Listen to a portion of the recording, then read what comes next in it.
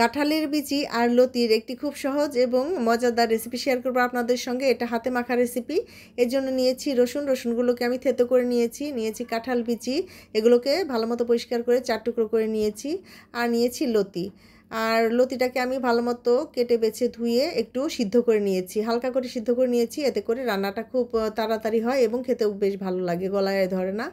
আর এর মধ্যে দিয়ে দেবো লবণ, এরপর দিয়ে দেবো এখানে রসুন, আর দেব বেশি করে পেঁয়াজ কুচি আর কাঁচামরিচের ফালি। কাঁচামরিচটাও একটু বেশি দেব, তাহলে ভালো লাগে খেতে। মরিচের গুঁড়া আর হলুদের গুঁড়া দিব। সর্ষের তেল দিয়ে হাত দিয়ে ভালো মতো মেখে নেব। আর এটা দিচ্ছে তো হাতে মাখা লতির একটা রেসিপি, হাতে সুন্দর মতো মেখে নিলাম। এরপর হাত ধোয়া পানি দিয়ে ঢাকনা দিয়ে ঢেকে হাইটে রান্না করব বেশ কিছুক্ষণ। এরপর ঢাকনা খুলে আলতো করে নেড়ে চেড়ে দিব, অতিরিক্ত নাড়াচাড়া করব না, তাহলে ভেঙে যাবে আর ভর্তা হয়ে গেলে লতি ভালো লাগে না।